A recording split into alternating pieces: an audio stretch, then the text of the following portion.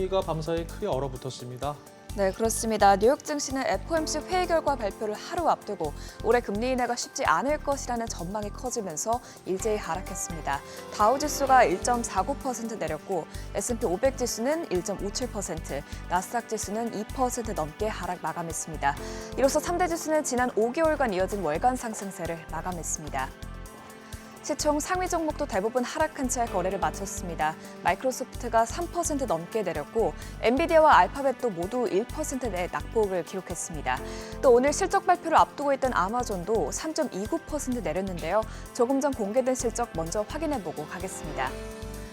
아마존 매출은 1,433억 달러를 기록해 전년 대비 13% 늘었고 주당 순이익은 0.98달러로 나오면서 두 수치 모두 예상치를 뛰어넘었습니다.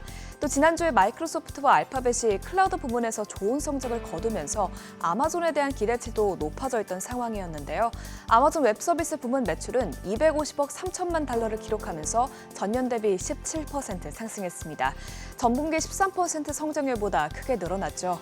이 클라우드 서비스는 AR 산업의 집약체이기 때문에 이번 실적 결과를 봤을 때 AR 수요는 여전히 강하다는 것을 확인할 수 있었습니다. 이외에도 아마존의 중요한 수익원으로 떠오르는 광고 부문 매출도 전년 대비 24% 늘어나면서 현재 아마존은 시간외 거래에서 상승 중입니다.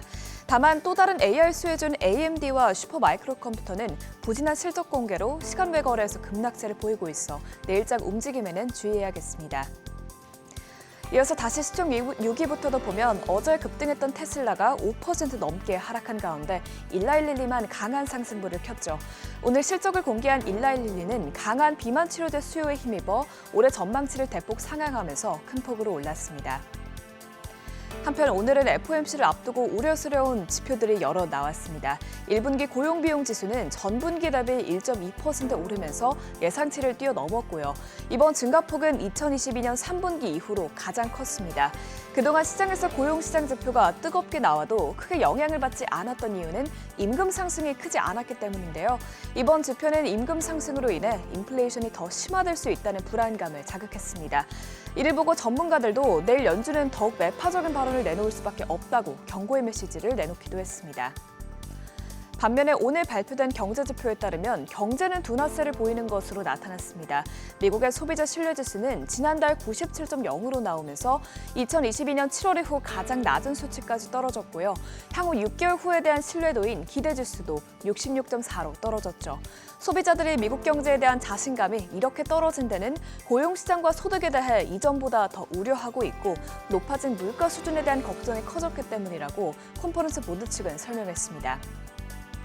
통상 ISM 제조업 지수의 선행지표로도 불리는 시카고 PMI 지수도 37.9로 발표되면서 예상치를 크게 하회했습니다. 확실히 이를 봤을 때 미국 경기 성장세가 점차 줄어드는 것으로 보이는데요. 이런 가운데 인플레이션 우려는 커지면서 스태그플레이션 가능성은 지속적으로 제기되고 있습니다. 국채금리는 고용지수 발표 이후 큰 폭으로 뛰었습니다. 오늘 10년물 국채금리는 0.07%포인트 올랐고 2년물 국채금리는 0.06%포인트 상승했습니다. 또 미국 재무부가 2분기 국채 발행 계획을 상향 조정한 가운데 내일 FOMC 금리 결정뿐만 아니라 구체적인 만기별 국채 발행 계획이 발표되니 채권시장 변동성에 주의해야겠습니다. 국제유가는 다행히 하락세를 지속했습니다. 오늘 장에서 WTI와 브렌트유는 각각 배럴당 81달러, 87달러에 마감됐습니다. 이외에도 더 많은 주식 정보 궁금하신 분들은 카카오톡 채널에서 크존을 추가하거나 크존 앱을 다운로드 받으시면 다양한 재테크 정보 확인할 수 있으니 참고하시면 좋을 것 같습니다.